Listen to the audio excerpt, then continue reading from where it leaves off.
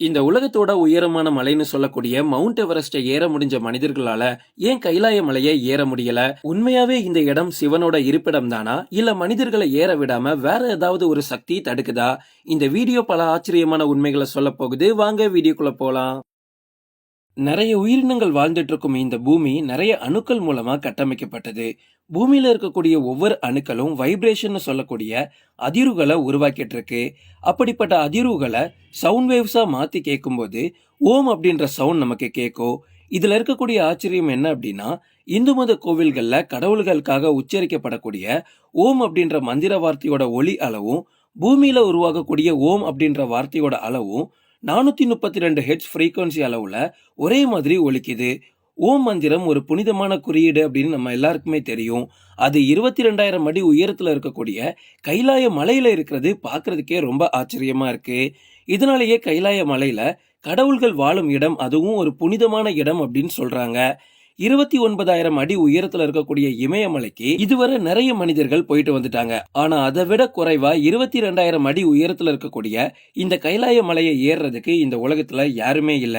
முழுக்க முழுக்க ஆன்மீகத்திற்காக மட்டுமே பார்க்கப்பட்ட இந்த கைலாய மலை இன்னைக்கு நாசா விஞ்ஞானிகள் வரைக்கும் பார்க்கறாங்க. இந்த உலகத்துல உயரமான மலைத்தொடர் அப்படின்னா நம்ம எல்லாருமே 2,400 கிலோமீட்டர் அளவுல பறந்து இருக்கக்கூடிய இமயமலை தொடரை தான் சொல்லுவோம். அதுலயும் மவுண்ட் எவரெஸ்ட் எவ்வளவு உயரம்னு தெரியும்.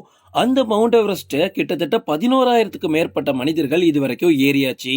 அங்க -70 டிகிரி செல்சியஸ் அளவுக்கு குளிர் இருக்கும். இருந்தாலும் அதை விட கம்மியான உயரத்தில் இருக்கக்கூடிய இந்த கைலாய மலையை ஏறுறதுக்கு யாராலையும் முடியல.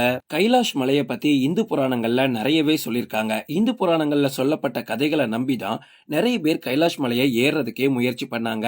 இந்த கைலாஷ் மலையோட ஆர்வம் அதிகரிக்கிறதுக்கு காரணமும் இந்து புராணங்கள் தான். விஞ்ஞானிகள் என்ன சொல்றாங்க அப்படின்னா, கைலாஷ் மலை இருக்கிற இடம் தான் சென்டர் ஆஃப் எர்த், அதாவது பூமியோட மைய புள்ளியே இந்த கைலாய மலை அப்படின்னு சொல்றாங்க.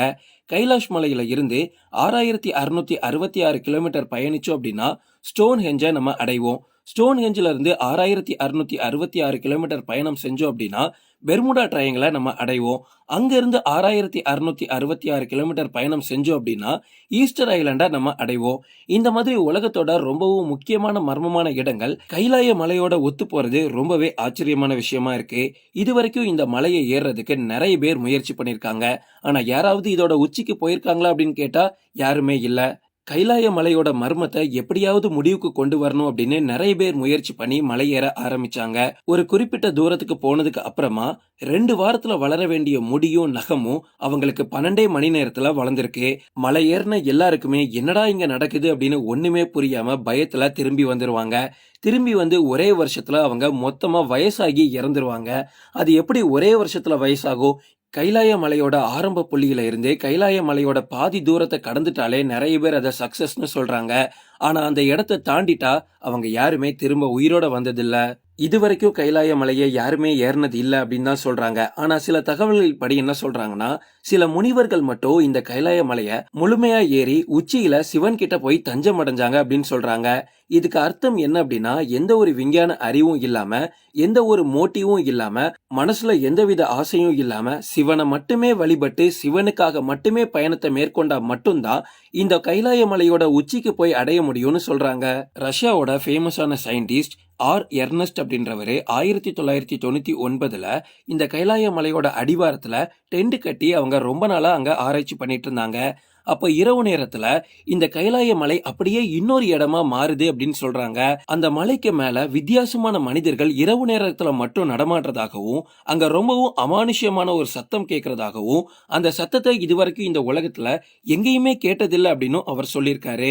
இதை ஆன்மீகத்து கூட கனெக்ட் பண்ணி பார்த்தோம் அப்படின்னா, சிவன் ருத்ரதாண்டவம் ஆடக்கூடிய இடமே இந்த கைலாய மலை தான் அப்படின்னு சொல்றாங்க. சிவனை வழிபடுற பக்தர்கள் எல்லாருமே கைலாஷ் மலையோட உச்சியில தான் சிவன் இருக்காரு அப்படின்னு ரொம்ப நம்புறாங்க.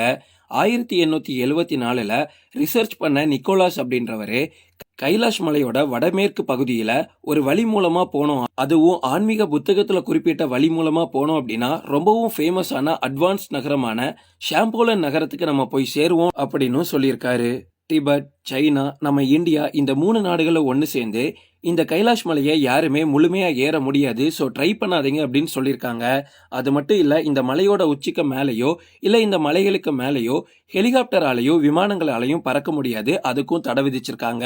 அவங்க தடையை எடுத்தாலும் ஹெலிகாப்டரால அவ்வளவு தூரத்துக்குலாம் பறக்க முடியாது. ஒரு குறிப்பிட்ட தூரத்துக்கு மேல ஹெலிகாப்டர் போனதுமே அங்க அடிக்கக்கூடிய வேகமான காத்து அந்த ஹெலிகாப்டரை சுக்குநூறா நொறுக்கிடும். நாசா விஞ்ஞானிகள் என்ன சொல்றாங்க அப்படின்னா, இந்த உலகத்துல எங்கேயுமே இல்லாத அளவுக்கு பாசிட்டிவ் எனர்ஜி இந்த கைலாஷ் மலையில இருக்கிறதா சொல்றாங்க. நான் ஆரம்பத்திலேயே சொன்னேன்ல, ஒரு வாரத்திலேயோ இல்ல 2 வாரத்திலேயோ வளர வேண்டிய முடியும் நகமும் வெறும் 12 மணி நேரத்துல இந்த கைலாஷ் மலையில நமக்கு வளரும். கைலாய மலையில இன்னொரு ஆச்சரியமும் இருக்கு. இந்த இடத்துல 2 ஏரி இருக்கு. ஒன்னு ரக்ஷஸ்டால் ஏரி, இன்னொன்னு மானசரோவர் ஏரி. இந்த 2 ஏரியுமே பக்கத்துல பக்கத்துல தான் இருக்கு. இதுல மானசரோவர் ஏரியில முழுக்க முழுக்க நல்ல தண்ணீர் இருக்கு. அதுவே ரக்ஷஸ்டால் ஏரியில முழுக்க முழுக்க உப்பு தண்ணி இருக்கு. ஒரே இடத்துல, அதுவும் பக்கத்துல பக்கத்துல இருக்கக்கூடிய ஏரியில எப்படி 2 வித்தியாசமான தண்ணீர் இருக்கு அப்படின்றத இன்னும் புரியல. கைலாய மலையை எல்லாருமே புனிதமான இடமா தான் பாக்குறாங்க. அதை இன்னும் உறுதிப்படுத்துற விதமா மலையோட உச்சியில ஓம் அப்படின்ற குறியீடு தெளிவா தெரியும். சூரியன் மறையிற அந்த சமயத்துல இந்த கைலாய மலையோட நிழல் சொஸ்டி சின்னம் மாதிரி சிவனோட இருப்பிடமா மாறி அப்படியே தங்க நகரம் மாதிரி ஜொலிக்கும். ஏன் இந்த கைலாய மலையில இதுவரை ஒரு மனிதனால கூட ஏற முடியல? மனிதனுக்கு அப்பாற்பட்ட ஒரு சக்தி இதை பாதுகாத்துட்டு வருது. ஆன்மீகம் படி பார்த்தோம் அப்படின்னா, நான் ஆரம்பத்துல சொன்ன மாதிரியே மனசுல எந்த ஒரு கெட்டதும் நினைக்காம எந்த ஒரு மோட்டிவும் இல்லாம சிவனை மட்டுமே வழிபட்டு சிவனுக்காக மட்டுமே மலை ஏறினா மட்டும்தான் இந்த மலையோட உச்சியை அடைய முடியும் அப்படின்றது ஒரு நம்பிக்கை. இந்த கைலாய மலையை மேலும் மேலும் ஆராய்ச்சி பண்ண நாசா விஞ்ஞானிகள் இந்த இடத்துல நிறைய மனித எலும்புக்கூடுகளை கண்டுபிடிச்சிருக்காங்க. அவங்க எல்லாருமே இந்த மலையை ஏற முயற்சி பண்ணி அந்த மலைக்குள்ள வச்சே இறந்து போனவங்க தான். இந்த மாதிரி தான் கைலாய மலை எந்த ஒரு மனிதனையும் மேல ஏற விடாம தடுக்குது. தேங்க்ஸ் ஃபார் வாட்சிங். இந்த வீடியோ உங்களுக்கு பிடிச்சிருந்தா லைக் பண்ணுங்க, கமெண்ட் பண்ணுங்க, ஷேர் பண்ணுங்க. மறக்காம நம்ம சேனலுக்கு சப்ஸ்கிரைப் பண்ணுங்க. பக்கத்துல உள்ள பெல் பட்டனை கிளிக் பண்ணுங்க.